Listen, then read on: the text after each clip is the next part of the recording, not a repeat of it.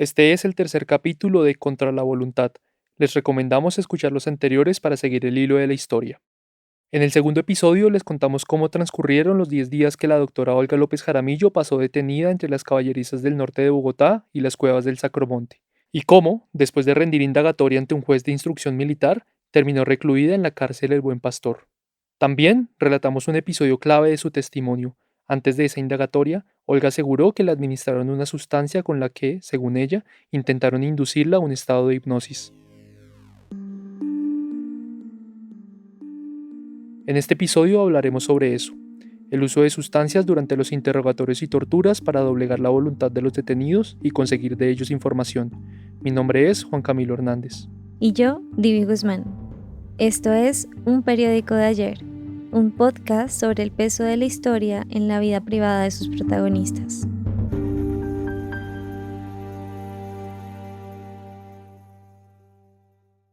Debido a la privación sensorial, es difícil saber cuándo ocurrieron exactamente algunos de los hechos que Olga López narra en su testimonio.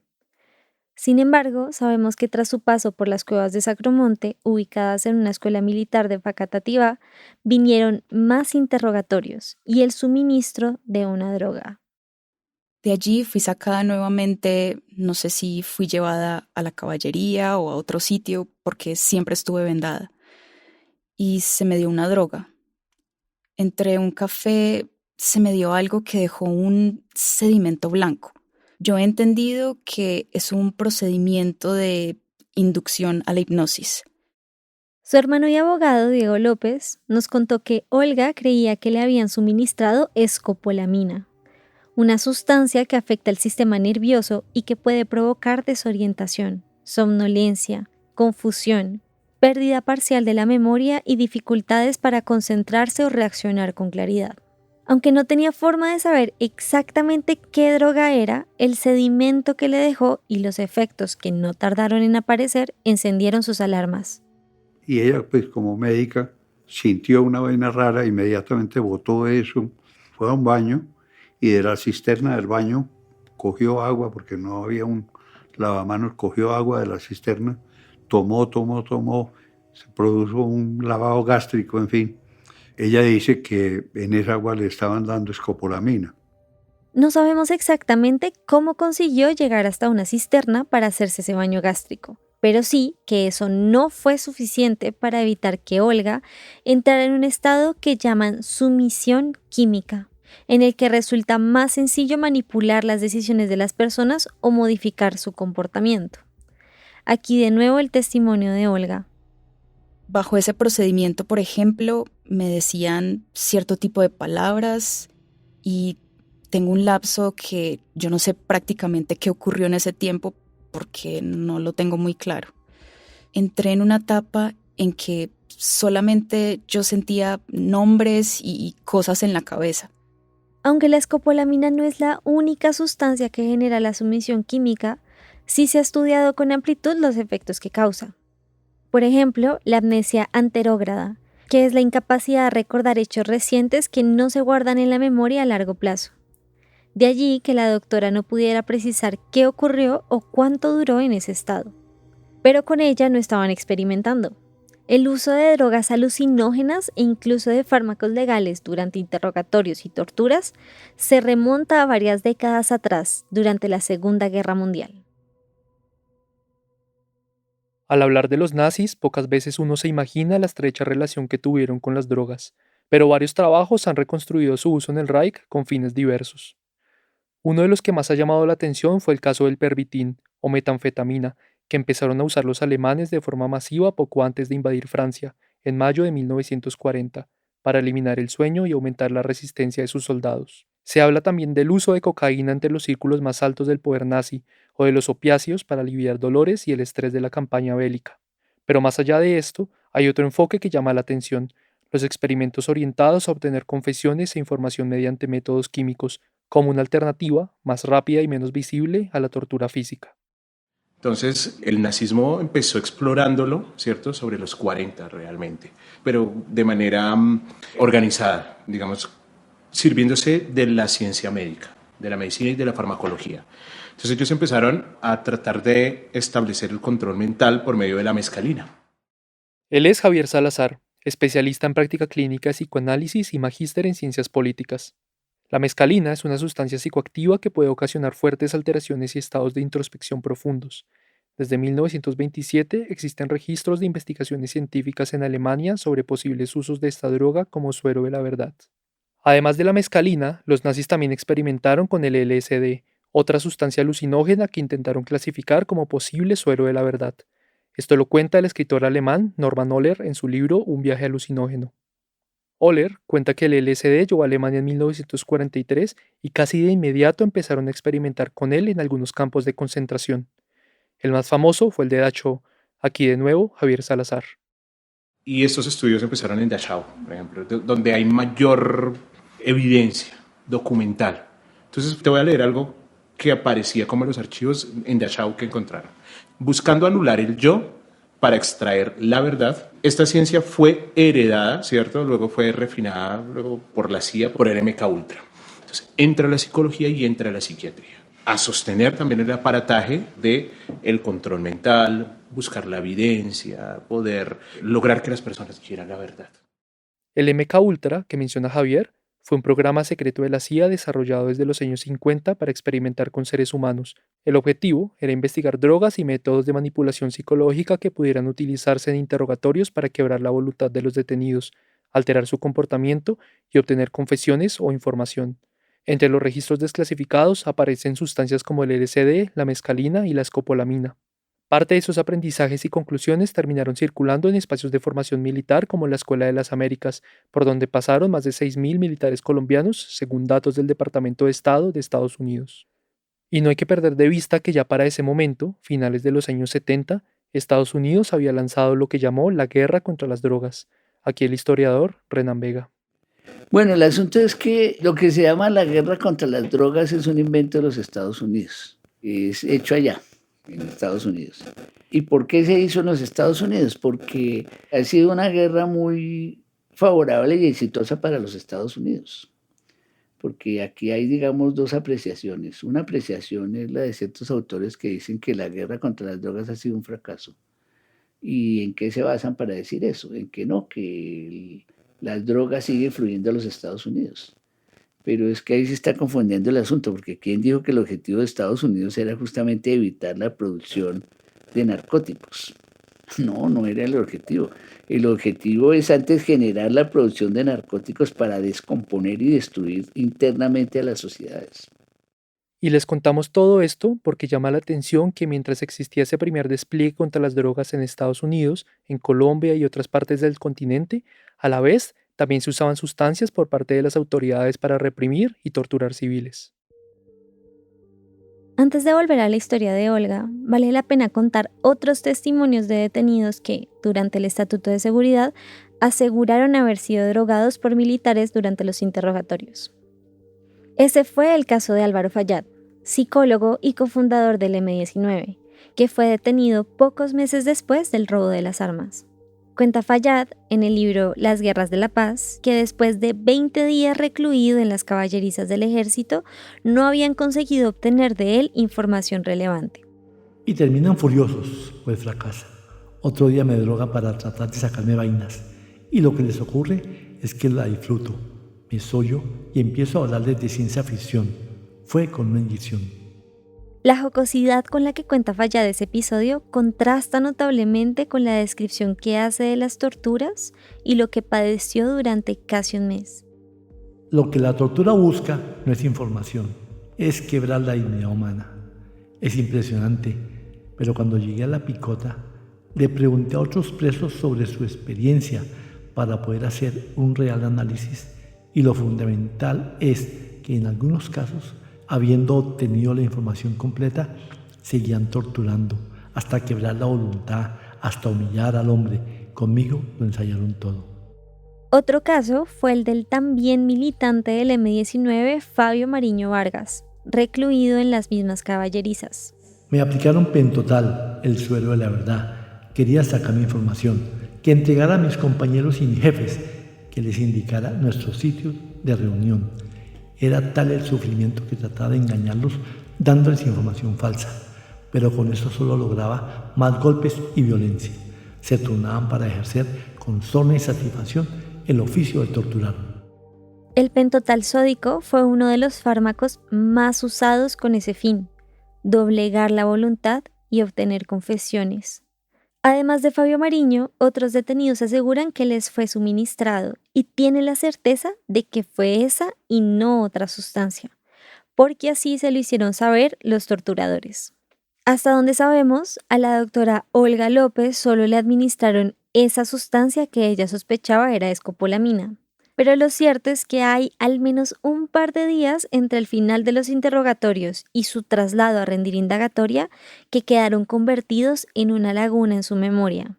Su hermano Diego López nos dijo que lo más probable es que a ella no le hubiesen dado algún fármaco como el pentotal, pues no presentaba marcas de inyecciones. Sin embargo, él tampoco pudo esclarecer qué ocurrió en ese lapso que estuvo sedada. Y es que, según su testimonio, solo recordaba voces y palabras sueltas. Lo que sí parece claro es que le hicieron saber que con ello buscaban inducir un estado de hipnosis. Javier Salazar explica qué significa eso. Es un estado de focalización de tu atención. Eso es la hipnosis. Las drogas llegan, en este caso, como coadyuvantes de la hipnosis, porque todavía se necesitaba eso. Esa parte de la hipnosis que se suponía que todavía que ofrecía era la regresión. Las drogas entran y abren una gran ventana, una gran puerta a la sugestión. Es decir, la inserción de una idea por medio o a partir de un estado de vulneración o de vulnerabilidad más bien, para que pueda ser aprovechada por otro. En este caso, el que tortura. Eso, por supuesto, no era un método infalible. Olga jamás, ni siquiera bajo tortura o cuando rindió indagatoria, dijo haber sido parte de la guerrilla. Sin embargo, esa última etapa de interrogatorios en la que la droga fue protagonista sí le dejó traumas muy difíciles de borrar. Aquí de nuevo su hermano, Diego López. Duró mucho tiempo en que, por ejemplo, no podía escuchar música clásica. Si ella oía un disco de música clásica, de una vez se emperraba a llorar. Como mencionamos antes, el manual Kubark de la CIA definía una serie de etapas para interrogar sospechosos. Hablamos de la privación sensorial y de las amenazas, pero el documento también dedica varias páginas al uso de drogas. Según el manual, las sustancias ayudan a generar confusión y empujar al interrogado a colaborar. Incluso, la simple creencia de haber sido drogado podía volver a una persona más vulnerable, al darle una justificación mental para ceder ante la presión. Y eso se aplicó no solo en Colombia, sino también en otros países de la región, como Chile y Argentina, donde se hizo célebre el uso de barbitúricos, una familia de fármacos a la que pertenece el pentotal, del que hablamos antes. Es una sustancia que deriva de un mismo núcleo y que inicialmente fueron concebidos como agentes sedantes, ¿ya? Que en el fondo, en procedimientos médicos en donde tú necesitas inducir sedación, potencialmente los podría utilizar. Él es Andrés Campanini, químico farmacéutico chileno, con quien hablamos para entender mejor estas sustancias clasificadas como sueros de la verdad. Lo que hacen este tipo de sustancias es desinhibir, básicamente, la posibilidad de que uno hable. Hay un montón de sustancias que te llevan a verbalizar más de la cuenta y muchas veces, y se ha descrito a lo largo de la historia, cuando se utilizan este tipo de sustancias, las personas en los relatos mezclan ficción con realidad. Entonces, también la utilización de esto nos puede llevar a tener relatos que sean erróneos. Pero aunque tuvieran una alta posibilidad de fallar, lo siguieron usando. En Chile, por ejemplo, existieron clínicas controladas por los militares donde médicos y enfermeros administraban pentotal a los detenidos antes de someterlos a interrogatorios. Y en Argentina son tristemente célebres los vuelos de la muerte, un método de desaparición forzada durante la dictadura, en el que subían a los detenidos en un avión y luego los arrojaban al Río de la Plata. La Comisión Nacional sobre Desaparición de Personas demostró que en la mayoría de esos casos a los detenidos les inyectaron pentotal para reducir su resistencia. Este es un fragmento del libro Esma Traslados, que recopila testimonios de varias víctimas. Eran llevados a la enfermería del sótano, donde los esperaba el enfermero que les aplicaba una inyección para adormecerlos, pero no los mataba. Así, vivos, eran sacados por la puerta lateral del sótano e introducidos en un camión. Bastante adormecidos eran llevados al aeroparque, introducidos en un avión que volaba hacia el sur, mar adentro, donde los tiraban vivos. En manuales como el QUARC de la CIA, se establecía también la posibilidad de inducir estados de regresión mediante la hipnosis y el uso de fármacos. La idea era llevar al detenido a una condición de extrema vulnerabilidad psicológica en la que perdiera referencias sobre el tiempo, el espacio o incluso sobre sí mismo, para facilitar los interrogatorios y aumentar su dependencia frente al interrogador. Donde básicamente en la regresión lo que se busca es regresar a ese estado primario, a un estado completo de indefensión, como los niños. Fíjate que va más vinculado hacia el aspecto psicosexual, al aspecto como del desarrollo. No necesariamente se comporte como un niño, porque los niños mienten también. Sino lo que se busca es que en ese estado de indefensión busque eso que lo proteja. Bueno, a ese otro que lo proteja, en este caso el padre, por ejemplo, como esa figura primordial. Y apoyados en sustancias como el pentotal o la escopolamina, esa regresión en algunas ocasiones terminaba en situaciones grotescas en las que los torturadores recreaban con los detenidos escenas familiares. Sobre eso hay casos documentados durante la dictadura argentina. Entonces, por ejemplo, en Argentina, estos centros eran centros clandestinos, ¿no? Donde está documentado los torturadores. Se reunían incluso a cenar. Tenían unos espacios que eran casi religiosos, donde a los torturados, en su mayoría mujeres, después de todos los vejámenes pues, que ocurrían ahí, las sentaban y antes de eso les preguntaban, ¿y tu papá qué hora te daba de cenar? ¿A qué hora cenaban? ¿Y tu papá en qué parte se sentaba de la mesa? ¿Estaba o no estaba? Y trataban de hacerlo, de recrear las escenas. Y las sentaban al lado, las vestían como niñas y les daban de comer directamente. Imagínate. Y claro, por un momento es que esto sale solo de mentes perturbadas y mentes enfermas. Eran tipos X, eran tipos cumpliendo órdenes también. Hay todo un aparataje, hay todo un sistema. Como el pentotal es un anestésico legal, era relativamente sencillo para los militares obtenerlo, y eso ha pasado también con otras sustancias que en determinado momento acabaron convertidas en armas químicas o herramientas para la tortura. Un ejemplo muy conocido es el del fósgeno, un gas industrial para producir plásticos que acabaron usando en algunas guerras como agente asfixiante. Como ya les mencionamos, somos farmacéuticos y como tal, para nosotros es muy importante poder diferenciar justamente o dónde está la frontera entre lo que es un medicamento, una sustancia que es útil, con lo que es un arma química. Y eso, redondeando la idea que decía Javier, tiene que ver con la dosis, con la intención y también con el contexto. Pamela Cámpora también es química, doctora en farmacología y además colega de Andrés Campanini. Los dos hacen parte de un grupo de investigadores que publicaron un trabajo acerca de la difusa línea que separa las sustancias psicoactivas de las posibles armas químicas. En general, cualquier medicamento se vuelve un tóxico o cualquier sustancia se puede volver tóxica en función de la dosis. O sea, si uno lo piensa, hasta el agua puede ser un tóxico. En una sobredosificación también puede llegar a la muerte. Entonces, ese es el límite tan importante de lo que involucra la dosificación. Ahora bien, la intención se relaciona mucho con el contexto, porque el contexto es, en el fondo, la forma, el lugar, la situación en que yo quiero utilizar A o B sustancia. Y en el fondo, qué efectos espero producir y con qué fines lo voy a utilizar. Y ese uso va desde los barbitúricos hasta incluso las experimentaciones en contextos terapéuticos con alucinógenos. Todo, como dice Pamela, está en la dosis. Existen algunas sustancias también que tienen efectos que nosotros conocemos como anticolinérgico incapacitante, que también vienen de los anticolinérgicos clásicos, que fueron los usados en la Primera Guerra Mundial, que ya tienen algunos efectos también de desorientación, delirio, eventualmente alucinaciones, y con eso también va produciendo la incapacidad operacional de las personas. Sin embargo, es un hecho también para los investigadores que algunas de esas sustancias han entrado a formar parte de una guerra cognitiva, que es un tipo de acción militar planificada para afectar actitudes y conductas de la población. Hay un par de teorías conspiranoicas respecto a algunas sustancias, pero básicamente lo que nosotros establecimos allí es que podrían utilizarse sustancias masivamente para, por ejemplo, generar ciertos estados de sopor o sedación dentro de una población masivamente. Y ahí es súper complejo porque hablamos de los agentes incapacitantes y están reconocidos por distintos gobiernos, también por la Convención de Armas Químicas, en donde habla de los agentes de control de disturbios. Y lo que se quiere básicamente es sustancias que puedan disminuir las capacidades de alerta de la población, incapacitarlos, pero no generar la muerte. Y sí, esto puede sonar a algo sacado de una película distópica, pero se ha logrado demostrar incluso en grandes conflictos actuales, como el de Rusia y Ucrania, donde se usan armas químicas contra las tropas y la población. Por eso es tan urgente establecer una regulación sólida para evitar que se conviertan en herramientas de destrucción masiva o de control indiscriminado sobre la vida humana.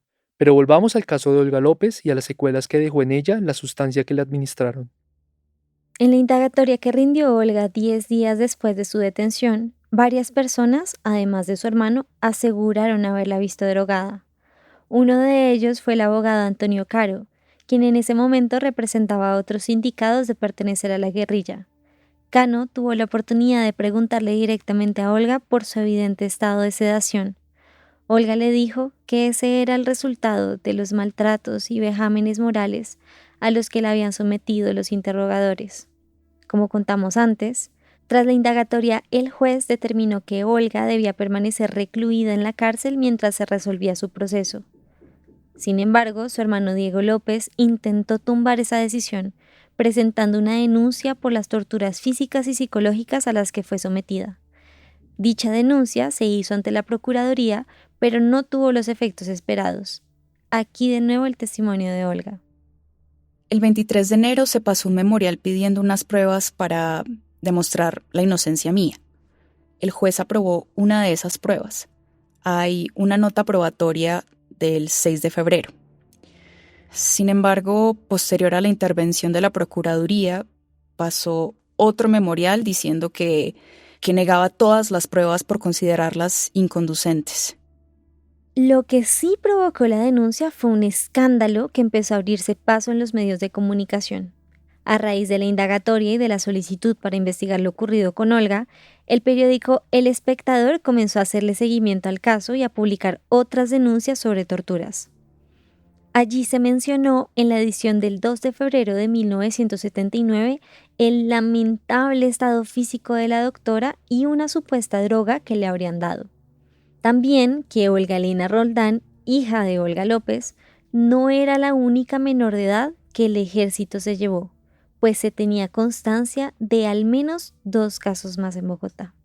Ese ruido llegó a tal punto que el propio Julio César Turbay, aunque seguía negando públicamente la existencia de torturas en el país, terminó anunciando investigaciones. Pero lejos de cerrar la discusión, eso despertó aún más el interés por lo que estaba ocurriendo en las caballerizas del ejército y por el papel que desempeñaba el general Miguel Vega Uribe. Una de las primeras en intentar esclarecer lo ocurrido fue la periodista Olga Bear, a quien el director del noticiero Contrapunto, donde trabajaba, le pidió entrevistar al general Vega. Y es que cuando yo llegué a la oficina, al despacho de la comandancia de la Brigada de Institutos Militares, pues él me recibió muy seco, obviamente, porque él era un tipo que se creía un dios. Inclusive la oficina era una oficina muy particular, que uno tenía que atravesar un corredor como de más o menos una cuadra y después subir una escalera. Era como en un teatro, como si fuera un teatro. Y cuando uno ya subía, uno ya estaba intimidado, porque todo el tiempo uno estaba mirando a un tipo que lo miraba a uno desde arriba, lo que en cine llaman en picado, y uno en ese contrapicado, pues cada vez se acercaba más a esa figura inmensa, miedosa.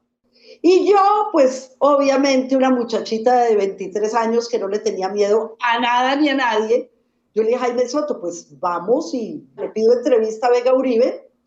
Y en medio de la entrevista le voy a decir, vamos a las caballerizas para confirmar lo que usted me está diciendo, y es que aquí no hay nadie siendo torturado. Y vamos a ver qué nos responde, aunque sea que nos lleve a una caballeriza vacía o no sé qué puede hacer. Bear había hablado con algunos vecinos de la zona que aseguraban que en las noches escuchaban muchos gritos procedentes de las caballerizas, por lo que esperaba encarar directamente al general Vega al respecto. Yo hasta me hacía películas en la cabeza y decía, voy a gritar mientras voy hacia las caballerizas y voy a decir, hay alguien aquí, no sé qué, a ver si alguien grita. No sé, yo tenía muchas ideas en la cabeza, uno de 23 años es muy soñador, pero la estrellada con la realidad me corroboró que algo muy grave estaba pasando. Entonces llegué allí, me senté frente a su escritorio, empezamos a hablar, hablamos del robo de las armas del cantón, de la situación de seguridad del país, uno empieza suavecito. Y de pronto yo le dije, bueno, general, hay numerosas denuncias sobre violación de los derechos humanos en tal sentido. Y dicen que uno de los centros de torturas queda aquí mismo, aquí muy cerquita, en las Caballerizas, porque ahí quedaba la escuela de equitación, ¿no? Entonces el tipo se puso furioso, se levantó de la silla y me dijo, usted se va de aquí. Y llamó a sus asistentes para que me sacaran. Y mientras todo eso pasaba, yo le dije, lléveme a las Caballerizas, general. Si Olga Bear lo dice, Colombia va a creer que aquí no se tortura. Y el tipo no, me hizo sacar y pues fue una despedida abrupta. Ese desencuentro con el general Vega Uribe implicó para Olga Bear persecuciones, un allanamiento y su salida del país en 1985. Un año después publicó el libro Las Guerras de la Paz, donde hay algunos relatos sobre las detenciones tras el robo de las armas, como el de Álvaro Fayad que citamos en este episodio. Ni en ese momento ni años después logró entrevistar a Olga López Jaramillo, pero en la conversación que tuvimos dejó claro el impacto que el caso tuvo en la opinión pública, impulsado en buena medida por la intensa defensa que hizo su familia. Una batalla que, sin embargo, tuvo un costo altísimo también para Diego López, su hermano. Yo en ese momento pues ya tenía varios años de ejercicio de la profesión porque yo me gradué en 1966, estábamos en el 79, tenía ya muchos años de ejercicio de la profesión y tenía unos clientes más o menos interesantes que me tocaba estar yendo a la cárcel todos los días, llevarle comida, traer la ropa para lavar, llevarle la ropa limpia, en fin, estar en eso. Pues perdí esos clientes, empresas serias, grandes, que pensaron en determinado momento que yo de pronto tenía algo que ver con el M-19. Entonces la economía mía se vino abajo también. En marzo del 79, Amnistía Internacional, una organización global que defiende los derechos humanos, publicó una serie de consideraciones sobre lo que estaba ocurriendo en Colombia a raíz de las denuncias sobre tortura. Dice, por ejemplo, que amplios sectores de la población colombiana han condenado el nuevo Estatuto de Seguridad que, según lo advirtió un magistrado de la Corte Suprema de Justicia, abre el camino hacia una dictadura constitucional. También menciona que solo en Bogotá, según fuentes locales e internacionales, había cerca de 2.000 detenidos relacionados con el robo de las armas. Ese pronunciamiento fue apenas el comienzo. Meses después, en enero de 1980, Amnistía Internacional publicó un informe médico mucho más amplio y detallado en el que recopiló testimonios, exámenes clínicos y conclusiones profesionales sobre 30 casos de presuntas torturas ocurridas bajo el Estatuto de Seguridad. Entre las víctimas documentadas aparecía también la doctora Olga López Jaramillo. El documento registró al menos 4 casos en los que médicos encontraron indicios consistentes de administración de drogas a detenidos. No existen cifras oficiales en Colombia sobre la cantidad de personas a las que pudieron haberles suministrado sustancias durante interrogatorios o detenciones en esos años. Pero los testimonios, los informes médicos y las denuncias recopiladas por organismos nacionales e internacionales demuestran que el caso de Olga López Jaramillo no fue un hecho aislado, sino parte de un patrón mucho más amplio y difícil de rastrear.